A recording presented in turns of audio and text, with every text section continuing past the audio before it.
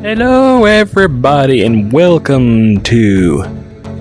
That's Jurassic Park theme. How's the Lord of the Rings theme go?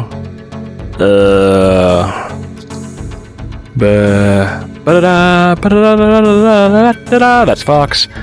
I don't do music. So I saw Dungeons and Dragons Honor Among Thieves, which was pretty decent. It was essentially, how do I put it? Like, it was advertised essentially as Guardians of the Fantasy movie, of Guardians of Hobbiton. We'll go with that. And honestly, it is kind of what it says on the tin. Also, I'm in Hobbiton, by the way.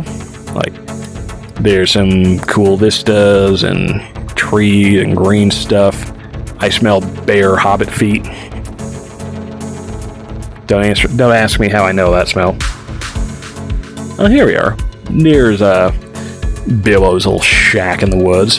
Here we go. I call that a shack. It's a hole. Hobbits are just humanized mice. I'm gonna eat them. Eat them. Anyways, so Dungeons and Dragons Honor Among Thieves. Trailers advertised as Guardians of the Fantasy movie. Kinda is. In that is a light-hearted action-adventure movie with a band of characters who make jokes. And it does have that feel to it, but it's in the good way, and it does not do the Marvel style of humor. It's doing normal humor. When I say normal of humor versus the Marvel style is where people will quip at each other constantly and snipe at the concept of the genre they're in or the circumstances. Like, oh hey, you're named after a bug. That's stupid. Ha ha ha ha. And repeat tons and tons and tons until it becomes annoying, which unfortunately has become annoying lately with those movies. This one is telling jokes, normal jokes based on the circumstances of they're in a fantasy setting and fantasy shit happens. Like, here's a dragon. It's fucking fat. Hot. Chunker boy. Chunky dragon. Oh, he's like a giant fat-ass cat. I just want to gobble him up and rub him and pet his little head. Possibly sex. We'll see. Call me. So, yeah, it's a pretty fun, honestly, it is a actually legit fun, good movie. This is something we don't get very often, if at all, these days, is a straight-up action-adventure fantasy movie. The last time this happened was, big shocker, Lord of the Rings, and that was grand, epic fantasy, I guess you could say. This is more down-to-earth, but it thankfully does not have the stink of being embarrassed by what it is. The first Dungeons and Dragons movie, goddamn awful. Funny, but in the bad way. The funny in the way that you stop and point in that movie and go, you wasted people's time and money. Oh, there's Jeremy Irons, and he's eating the screen. He's eating the other cast members with how bad the scenery he's chewing. He's consumed one of the Wayans brothers. Get another one out of the bucket. So, or things like Boil on my ass movies, like Dungeon Siege, I think was a couple of them, or those, what were those called? Was it Dungeon Siege? I don't remember. They're crap. They're bad fantasy movies made by a dude who was exploiting a loophole for a few years for making movies, and he sucked. And he kept tricking video game companies and giving him their franchises to ruin. Anyways, this thing is actually pretty good. It has money. It has good actors. You have Chris Pine. Probably the best. Well, I would say at least the second best of the multiple Chris actors at the moment. I still like Chris Evans myself the best, but Chris Pine's an easy second place. He's fun. He's entertaining. I enjoyed him as Captain Kirk. I enjoyed those movies too, but he was the best part. Like, I enjoyed him as as a swaggery, fun guy. He's entertaining. I like him. And he is doing this. And he's bringing that energy, and it's fun. Michelle Rodriguez is here, and this is the first time I've seen her awake in a movie in about a decade. Like, she shows up, she'll say her lines and she'll be conscious for her acting.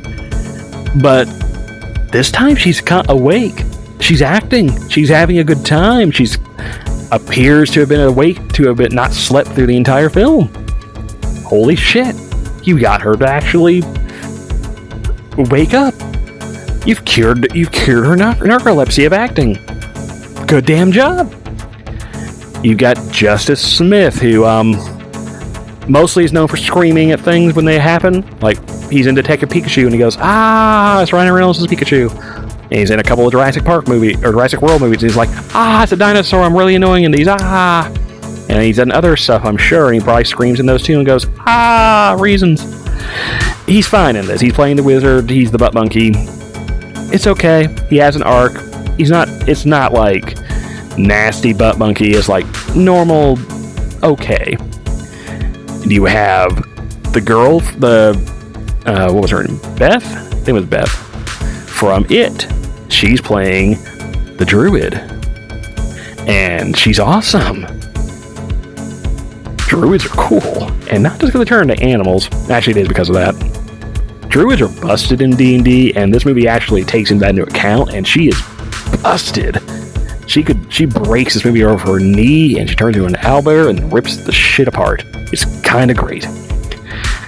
That's the big thing about this movie, actually. It is, not only is it not ashamed of being Dungeons & Dragons, it's taking advantage of it and being happy with it. It's doing shit with it. To the point to where there's like a meta element to this thing, to where if you want to, it is hyper easy to take this thing entirely as someone's campaign just put to film.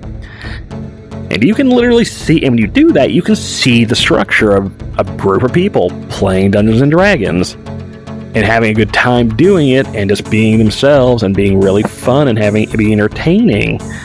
Like playing D&D. The entire reason D&D is fucking great. I play D&D. I've done a couple of campaigns of my own making. They are as weird as you would expect. Don't look at it. I won't tell you what happens. One might be a Western. That's for me to know and you never be told. Anywho. But yeah, D&D is a thing to where D&D itself is basically you're using improv and math to tell a story. And if you get the right group of people, you can have some of the best time in your life. You will have great stories that will last for years.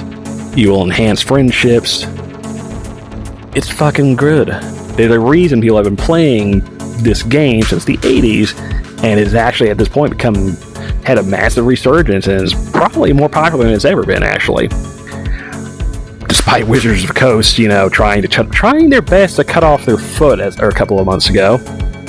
Someone took the hatchet away from them. It's fine now, I think.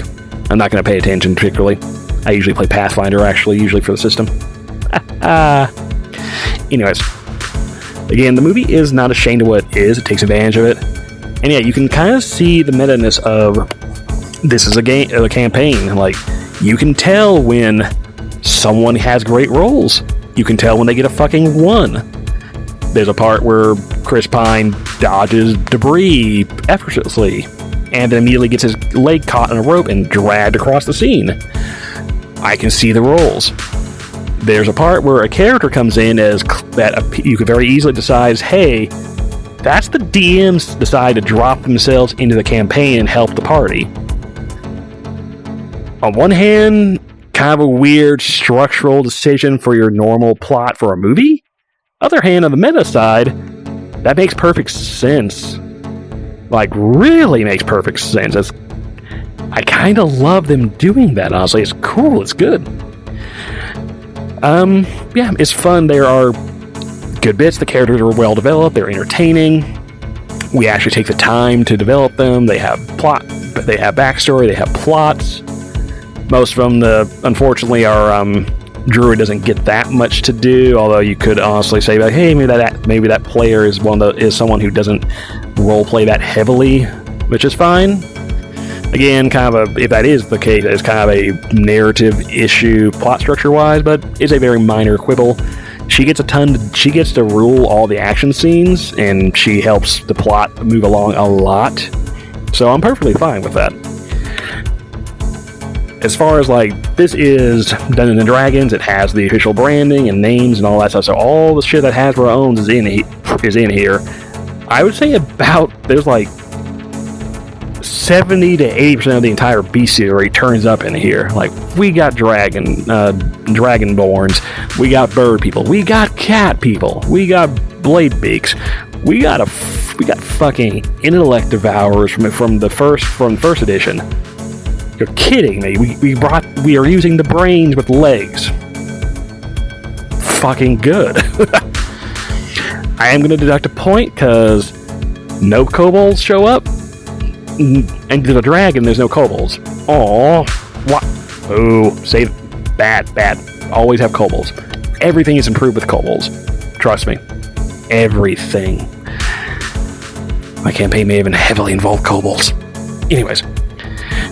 Kobolds and no Mind Flayer, and shockingly no Beholder. They mention a Beholder in a joke, but shocking doesn't show up. That said, I feel like those might be saved for a sequel. Just a feeling. This is a self-contained story, but it is open enough that they could easily do a sequel with the same cast of characters. If they do, cool. If they don't, that's also okay. I would be perfectly fine if, as a Dungeons & Dragons thing, they just tell completely new stories with completely new characters every time, like an anthology kind of franchise. That'd be awesome. Those don't exist anymore at this point. I would love one to happen. That'd be cool. I would love that. But yeah, this is a fun movie. It's entertaining. The action's all pretty good. The druid is very broken. She turns into stuff constantly and actually takes advantage of being a druid. We got an owl. She turned into an owlbear, snakes, bugs, worms, deer, all sorts of bullshit. We see most of the bestiary. There are some very deep cut Easter egg jokes that are in here, and one that I would say avoid the trailers and advertisement, because the best gag of these is in the advertisements, and I got spoiled. Thanks, advertising team. Jackasses. Anyways. This is surprisingly a fun movie. It's rare when something is being advertised as, it's like, oh, it's this. Oh, hey, you like this movie? How about this one? We're advertising the same exact way. It's like, oh, it's our own version of the ripoff. Those tend to be bad. This one was advertised as Guardians of the Galaxy in a fantasy setting.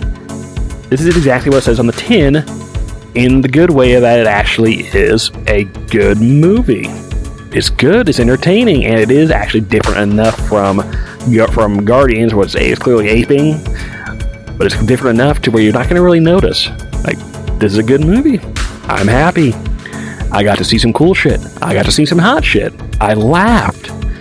I got to see an actress who I thought had been clinically dead when she dead for the last 15 years come back to life and actually tell some jokes and seem to care. Nice. Cool. I like that. That's about all I got. Go see this one. This one's fun. Oh yeah, Hugh Grant's the villain. Cool. That's fun.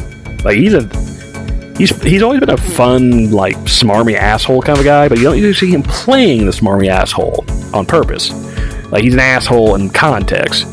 This one, he's playing a wormy asswipe, and he's having a good time with it. He's very entertaining. Cool. This is nice. I like this. Get more actors who don't do this sort of thing as much and can play against type. It's fun. It's amusing. Fun. That's the description of this thing. It is a fun time.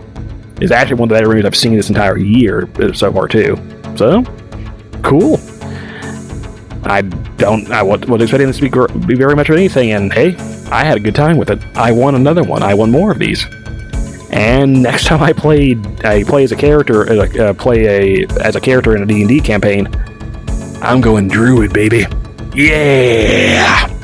I'm going to wild shape into all sorts of bullshit. and make the DM cry. I will drink his tears and lick them off his face and go blah blah blah blah blah. Man, I shouldn't have said that out loud. Good night.